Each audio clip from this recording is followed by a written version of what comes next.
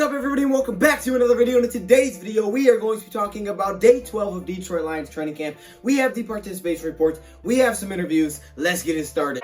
What's up, guys? Jeremy Davis here, wide receiver for the Detroit Lions. Just want to encourage the Lions fans and any football fans in general to subscribe to my guys' channel, DoseOfDion. Welcome, everybody, to another video. Glad you guys are here, and we're back once again for some more Detroit Lions training camp talk. As you guys can see from the board, 12 days until the Detroit Lions season kicks off and only 9 days until the NFL season starts. So it's very, very close. This morning, we got our first glimpse of roster cuts when the Detroit Lions cut Jeremy Davis. So Lions moved on from Jeremy Davis. They're now going to have to start making their way down to that final 53/55-man roster for the season. Obviously, I'm going to have to work on my intro, probably change that. So a couple of things that I have to do there. But the season is getting close. I am super, super excited, and we have some good stuff today. Today, we have the participation report from today's practice, and also we have some takeaways from some press conferences we got after training camp. Now, before we get into it, I have listed a couple of new designs on the Dodge shop, and I'm still working on some more, some cool stuff. So if you're a Kenny Golladay fan, Jaron Kearse fan, I'm going to have one for Logan Stenberg, guys like that. I'm still putting designs up there, but there are some cool designs. If you guys want to kind of a preview on what they'll look like, make sure you go check out the shop. You guys can message me and tell me which player you guys want to see next. So I'm working on some cool designs over there. I'm definitely going to get one myself. You guys should go check it out. The link is in the description. Now let's get into today's video. We're going to start off with the participation report as usual, and let me just say, man, the good news continues. It wasn't the best today, okay? Not everybody was fully healthy, but it continues to get better. So let's hop right into this participation report. All right, first we have the news on Deandre Swift, and I actually saw a report that listed that he was out today. That's not true. Deandre Swift was not completely out today. Now, it wasn't full participation, but like yesterday, Matt Patricia said in his interview this morning, it was going to be like that. So limited work, but he is slowly getting back into things. Matt Patricia said they're taking it very, very slow, cautious at this point. It was a very short press conference. I mean, his interview was like 3 minutes long. It was weird. But Matt Patricia's little interview, he said that Deandre Swift would be back. It'd be kind of participation like yesterday. So he's not completely out. He's slowly getting back into things. Someone asked me if I think he'll be limited week 1. I do. I don't think he'll get maybe as many snaps as he will week 9 of the season, but I think he'll be out there, and that's good to see him slowly getting back into things. Again, 12 days until the season starts. So there still is time. I mean, 12 days is basically 2 weeks. We still got tons of time, but he's slowly getting back into things, so that's great. No Hunter Bryant or Austin Bryant today. Super unfortunate. Hunter Bryant, man, he can't find a way to get on the field. It just stinks. I mean, we saw him running around yesterday, jogging, but he just cannot find a way to get into practices. And no Austin Bryant either. Austin Bryant still remains on the PUP list, man. That guy has been there for a very, very long time. I don't know how serious anything is with Austin Bryant, but it seems pretty darn serious. So hopefully he can get back soon. I'm not sure. The Lions may have to start the plan without him. I'm not exactly sure how serious things are, but he's still on the PUP list. Limited for Danny Mandola, kind of like yesterday. Once again, Danny Mandola is basically like a coach on the field. Amendola is a veteran, right? He can help out a lot of these young guys. So I think for Danny Mandola, it seems to be rest days. He was suited up. He was running around, excited, energy, but he just wasn't practicing. So I think it's more of a rest day for Danny Mandola. We saw a limited role for Jaron Kearse as well today. He did suit up as well, and I think, again, this was a veteran type of thing. Jaron Kearse has been super active on Twitter. So if you're a Lions fan and you want guys that are active on Twitter, go check out Jaron Kearse. He put this tweet up about Matthew Stafford yesterday saying, like, number 9 is nice, I'm telling you, or something like that. Jaron Kearse super active. I don't know why I throw that in there, but I heard Jaron Kearse's name. Also, there is a Jaron Kearse shirt, which I'm going to get. Kearse is a beast. I think I had a video earlier this offseason saying that he could be our X factor, so I definitely got to get some Kearse merch going on. Almost full practice from Daryl Roberts, Michael Ford, and Deshaun Hand. Deshaun Hand was basically full today, so that's huge news. Deshaun Hand pretty much full participation. For Daryl Roberts, almost full. Same thing with Michael Ford. These two cornerbacks dealt with some injuries, but they're getting back to things. So that's the participation report. As you guys can tell, it looks pretty darn good, right? A lot of good things, a lot of encouraging participation here from some Detroit Lions players, so that's great to see. Now we're going to touch on some of these interview takeaways. Now, we don't have the observations like usual, so hopefully we get a video from the Detroit Lions YouTube channel. We'll have to wait and see. If we do, we'll be reacting to it later, but we'll have to wait and see. There may be a part 2 to this, or may not be. But so far, we do have some interviews after today's training camp. We got to hear from Miles Killebrew, John Pennicini, and David Blau, which is awesome because we haven't heard anything from John Pennicini, Miles Killebrew either, and finally David Blau, who I have a lot of hope for David Blau. So there was some really good stuff here. It was kind of short for John Pennicini, I will say say they didn't ask him tons of questions, but the energy that he brought was amazing. So we're gonna start off with Miles Killebrew. Just a few things that I took away from what he said that I think that you guys would be interested to hear. That way you don't have to go watch the whole thing, and it's not just like, oh yeah, this is boring. I'm just taking away some of the big stuff that I heard him say, maybe some little key takeaways.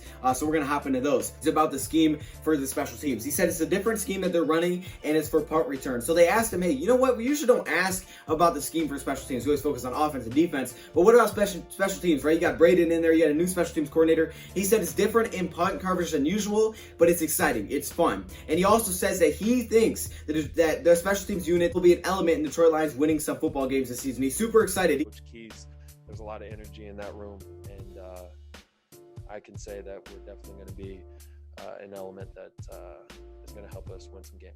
He was asked if he was ever considering opting out. I guess he is expecting to have a kid soon. So he's asking if he ever considered opting out this offseason, when everybody was, starting to opt out. And he said, yes, he actually did consider it, but the Lions didn't have such a tight plan. And he said he's not doing this just because the Lions or whatever. They had a really good plan. He read through it all. He went through it, and he decided that, hey, he's comfortable with playing. He felt secure. He feels safe with the Detroit Lions. So he's playing the season. So that's great. The Lions have a great plan in place for all their players and their staff. It seems to be running very smoothly at this point. The NFL is doing a very good job.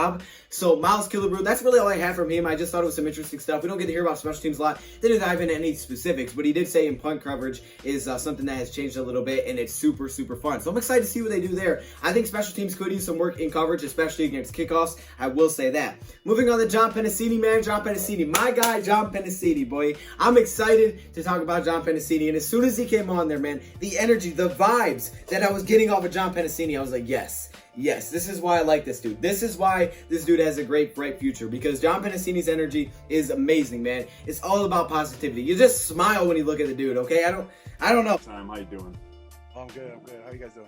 Thank you guys for having me. First question, which he answered a couple times, I guess, was about college. The difference between college football and the NFL. And he said it's a big difference. It's a big difference. This is not college football anymore. Just one little simple, tiny technique mistake you make is going to be big. And that's like John Penisini that are experiencing that now, right? They didn't have the full offseason to experience, these things like, oh, wow, this is such a big difference from what college football is. I mean, they're learning that now. And, it's only 12 days because of the weird offseason. So he's definitely learning, he's developing at his own pace. And I'm just super excited to see the future with John Penisini.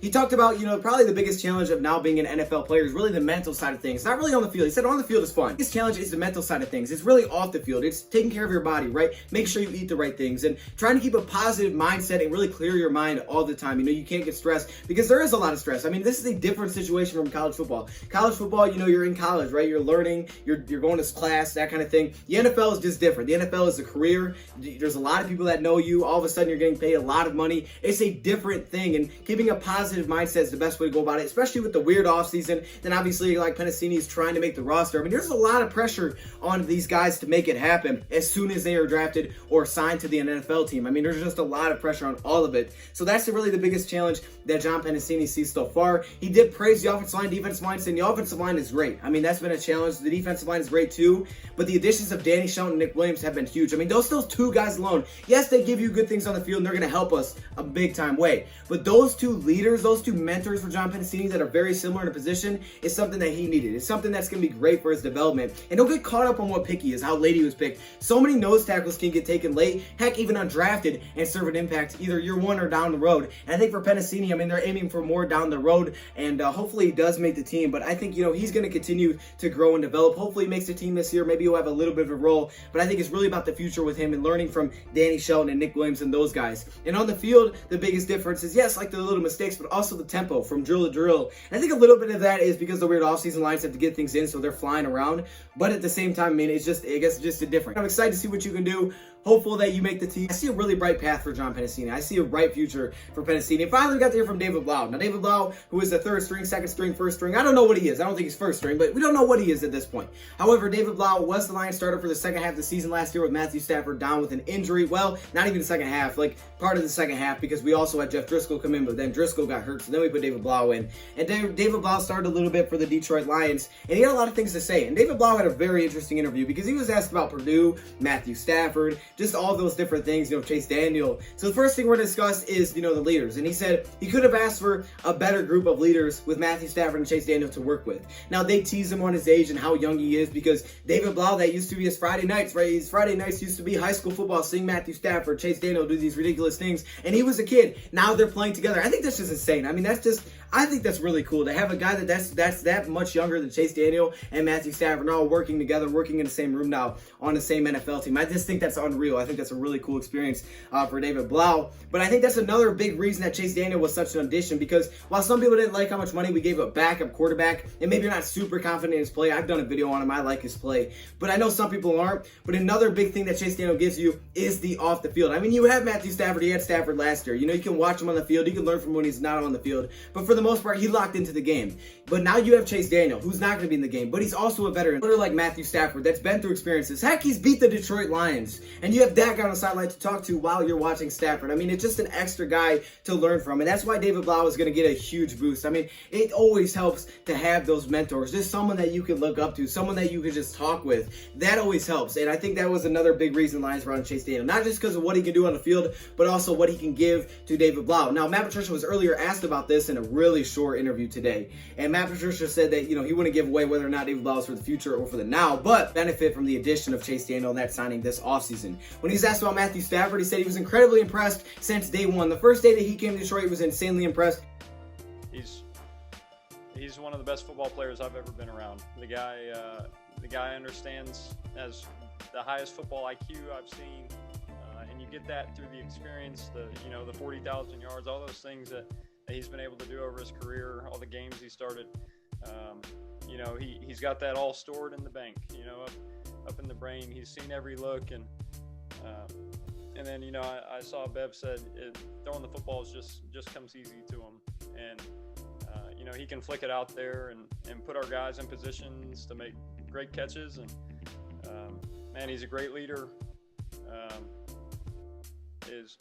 I'm absolutely blessed in my position to be able to learn from him, see how things are supposed to be done the right way. He asked him what he thinks Matthew Stafford's best throw was, whether it's in practice or a game. What was his best throw? He brought up the Kansas City game, and this may have been the best throw of the NFL last season. I mean, this was just incredible. Between like 3-4 defenders, just an absolute dot in the back of the end zone to Kenny Golladay. He said he wishes more people, gave it more recognition, put some respect on that pass, because that was incredible. The City last year, the one to Kenny in the back of the end zone with, hands just going like this. I wish more people could appreciate it. What's that like? What's that like in film study after that kind of pass? And he said, Matthew Stafford's humble about it. He's quiet about it. He may give you a wink, but really it is this. Matthew Stafford says, hey, I've been there. I've done that. I've thrown that dot. And guess what? Next week, I'm going to throw another one. No, he didn't say all that, but that's basically what he's saying. Matthew Stafford, and I love that. Wasn't that Barry Sanders thing too? And that's great. Matthew Stafford, we know he's a humble guy, but he'll throw some dots. He's a great leader. The way that he goes about things, just his daily routine, the respect that he gives. And then when it comes to on field, just letting it rip, tons of confidence. And then that's kind of slides to the Darrell Bevell point of how great Darrell Bevell has been, for David Blau, Matthew Stafford, now Chase Daniel, is that David Blau will really kind of tailored the offense to what your skill set is. So when David Blau stepped in, he said he changed things up to make sure that he felt comfortable in this offense. And we've talked about it before, like, if you don't like a play, Darrell Bevell won't call it again. But Darrell Bevell's philosophy is to take shots, take shots, take shots. It's not, hey, I'm going to hold you back, especially with a guy like Stafford with that arm talent. Why would you hold that back? I mean, that's literally his game. That's what he does the best. He's going to let him rip it. Okay, let Stafford rip, man. Just let him go out there, let him take some shots. He may throw a couple picks here, maybe like, okay, what the heck was that? But all in all, it ended up being his most efficient season and arguably his best season if he was healthy for the whole year. So taking shots is how Darrell Bevell wants to do things, man. He's always going to take shots, can continue to take shots. And David Blau says it really empowers you as a player because you have that confidence to keep taking shots. You know there's going to be another one called, so you're not really nervous to do it. And I think that's huge. I think confidence is everything in an athlete. We know they all have talent. It's really about that confidence and really just believing in yourself when it comes to on the field. His days back at Purdue because, you know, he played against Ohio State back in 2018. I think it was 2018. But if you guys remember that game, Purdue beat Ohio State. And as soon as David Blau came here, that was the one thing I pointed to is that, yeah, he beat Ohio State. I like this guy. I mean, he got off on the right foot with me for sure. I know some Ohio State fans are probably in here, but, you know, they blew out Ohio State and he said, you know, do you ever bring that up to Okudah? He's like, yeah, I bring that up. You know, I bring up Okudah. We got Cornell. We got Jonah Jackson. I bring it up to these Big Ten guys that we blew them out with all these Buckeyes in the building. But he also said, if you go watch back that film on that tape of that game, he said, I really didn't throw any passes to Jeffrey Okudah's side. I mean, for the most part, that side was locked up. I threw it to the other side if you go watch it back. So very high praise for Jeffrey Okudah. Said he's going to be a great player for a long time. So that's what you want to hear out of a quarterback, because obviously they can see the entire field. We went back and watched that tape. I don't think there was many balls that were thrown his way. We were throwing it at guys on the other side of the field, and you know, there was a reason for that. He's a fantastic player, and we knew that in college.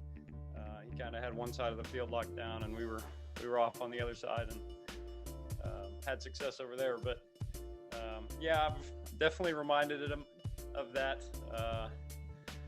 But you know, we're really encouraged by what we're seeing. He's going to be a great player for a long time. He just didn't go that way. But yes, they did beat Ohio State, so that was awesome. But yeah, man, it seems like the relationship between these three quarterbacks is great. You know, they joke with each other, they'll shoot shots at each other, they'll fire back at each other. It's great. I mean, these quarterbacks, the quarterback room is really good here. And just like the rest of the team, the chemistry, the vibe that's going on is amazing. And I think you see that through every group. I mean, everybody's just kind of latching onto each other. We've heard it from a couple players today saying that, like Miles Killebrew saying that, look, it's not like we know we're competing against each other, but if one person does something and they're like, hey, teach me how to do that, and they're all just like helping each other, trying to get better. And this is a huge year, and it's just that relationship, that bond. Well, I can't think of the word, but people bring up like, oh, team doesn't have the history, or team doesn't have, you know, that legacy, or whatever you want to call it, like that bond. They don't have something, right? Well, that's what the Lions are building here, and that's how you build it, with everybody buying in, everybody playing for each other, playing together, and everybody just having the same mindset and attitude towards everything. And the relationships seem to be great. I mean, I haven't heard anything that's been like, oh, maybe that's a little dicey over there. I mean, we've heard that before, haven't heard anything like that this offseason. So I just love what we're hearing by position. And obviously the participation report looks much better. So let me know your thoughts, comments below, man. How are you feeling? How you feeling? If there is a part 2, you guys will see if the Lions put out some highlights or something. Until then, thank you for watching, and I'm out.